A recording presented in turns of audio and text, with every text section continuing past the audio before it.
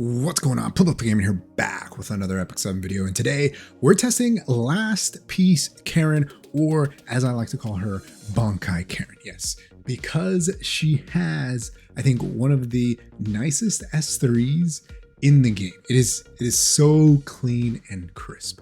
I really like her design, so we went all in to try to pull her. We did end up pulling her from the Mystic Banner. We on our way to Pity. We ended up pulling LRKs or Last Rider Crow along the way as well. We went all in for her. She is triple S. She just needs Karin imprints. So if you've been summoning here and there, you probably have a few.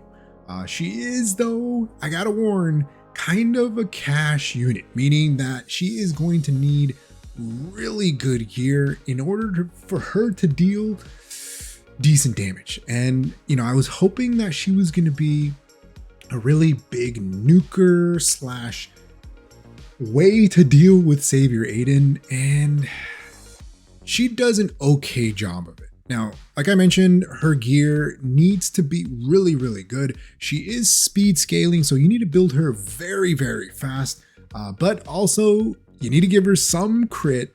You need to give her some attack and some crit damage. So the faster you can go, the better. You don't want her to get cut or outsped by things that might be slightly faster than you. So this build that we're running her on is a 270 speed build. Now, at 270 speed in just regular arena, I think she was fine because, we can bring in other units that can contest turn one, like Zeo, like you'll see here. Our Zeo can go first, potentially push back, maybe silence, whatever target unit we want, and then it allows our Last Piece Karin to go do her S3, S2, right? And then potentially get that kill. We have her on speed pen just because we were trying to maximize as much damage as we could get. So she is on speed pen, and she is on an artifact called Monica of Control, and that actually increases her hit chance by up to 20%. Free to play already, so it's only 19% for me, but it also gives her free 15% crit.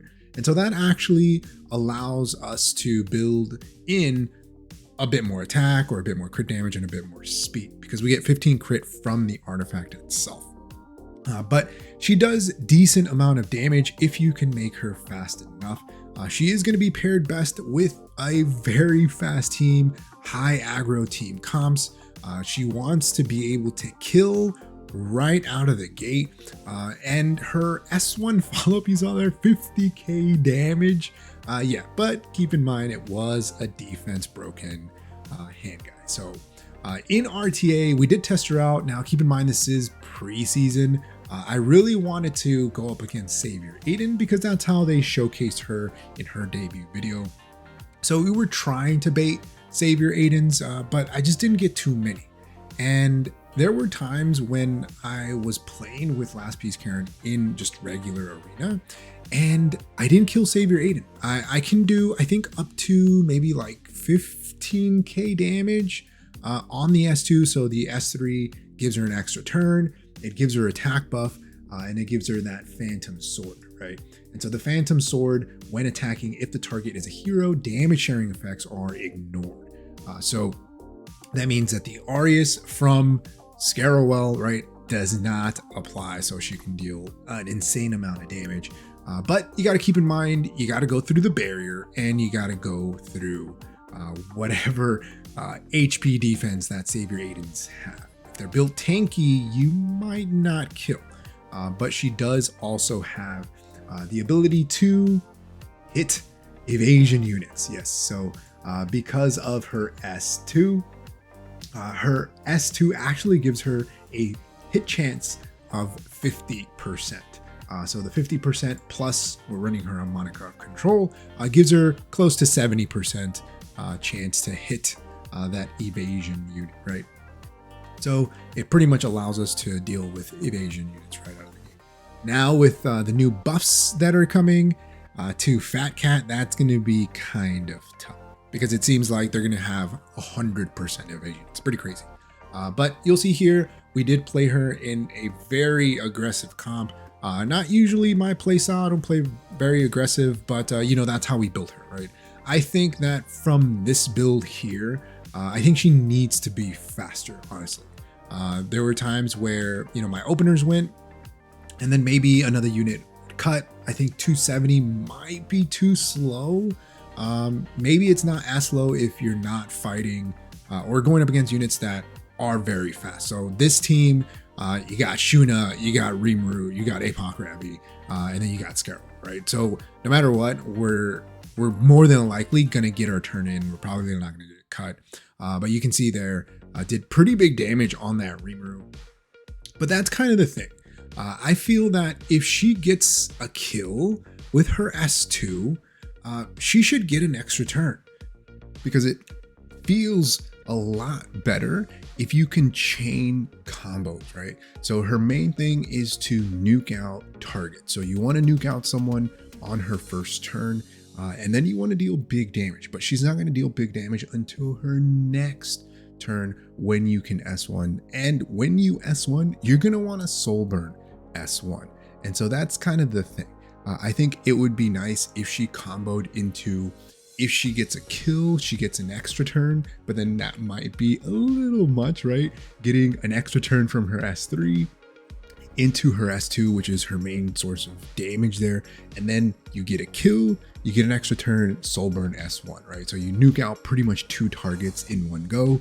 She is a 4-star, so that might be too broken. But otherwise, I think she's okay. I feel that she's still missing something. So I really don't think that she needs a cleanse on her S3. The way that I have her built, she's not 300 speed. So even if she were, she's probably going to go first, right? She's going to go before a debuffer. And a cleanse, I don't really see a reasoning behind a cleanse, because anything that can control you is either going to silence you turn 1, right? Like a Zeo, silence you turn 1, reset your skills, right? So most of those things can also potentially push you back. Looking at Conquer Lilies here, right? Attack break, and then she can S2 you, push you back in the timeline, make you take a turn a lot later. So it's one of those things, right? It's something to keep in mind. So here she is, a last piece Karin. I mentioned we have her on a speed pen build.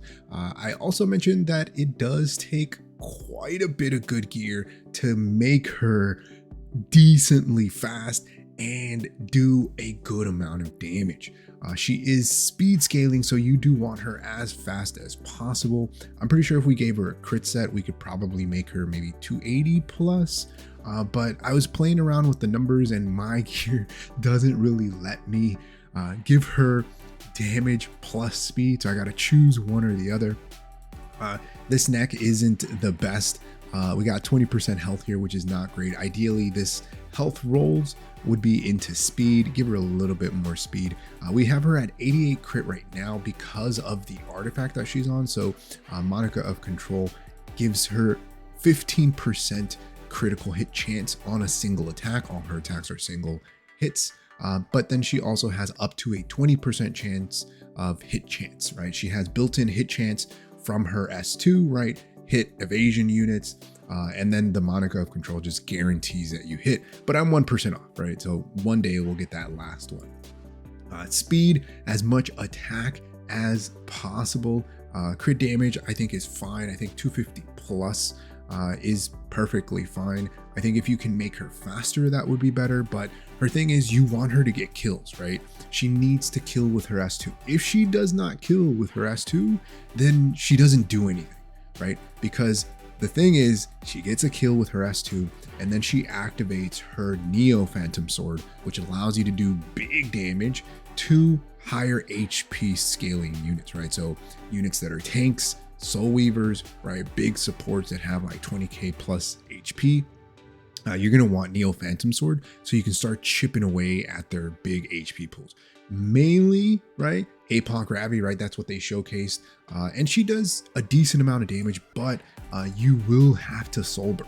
I don't think without soul burning she's going to do insane amounts of damage. I think you saw in that last one she did like 24k on a soul burn onto that 8-Pac Ravi. But keep in mind you're going to want the Neo Phantom Sword, and the only way to get that is to get a kill with her S2. So you got to play around with the numbers. Her speed scaling is pretty decent, but I feel that this becomes one with the sword dispelling 2 debuffs. I don't think that's needed. I feel like maybe she should start in stealth. She kind of reminds me of Akoli, right? Like the way people started building her as more of a like tank buster. And I can kind of see that for last piece Karin if you rely on the Neo Phantom Sword. So I could definitely remove this dispelling 2 debuffs from the caster because she doesn't need it. I mentioned anything that's going to control her is going to keep her from taking a turn and from being able to use the S3. So if you can't use your S3, you can't cleanse, right? So it'd be nice if she had something else. I could see if she got a kill with Phantom Strike, she would get an extra turn, which you can then just S1, right? Even if you didn't have enough souls to soul burn, but you can at least S1, put even more pressure on the opposing team. I think that would be 100% fine. That's the change that I would make. She is triple S.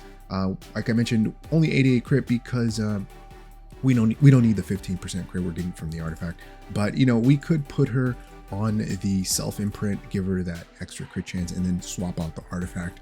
50% hit chance I think is fine. You know, if we miss the Savior Aidens, you know, it is what it is. But I think that she needs to deal a bit more damage. Barriers are also a thing, which reduce the amount of damage that she's doing. But she does go through mitigation, which is pretty nice. Otherwise, she is plus 15. I really like her. I'm really enjoying her so far. She could be better. She's not as great as I thought she was going to be. But yeah, let me know your thoughts in the comment section below. Like I was able to enjoy the video, hit that like button if you haven't subscribed. Hey, think about subscribing. It really helps the channel grow and reach more people like you who like content like this. Like always, thanks for watching. I'll see you next time.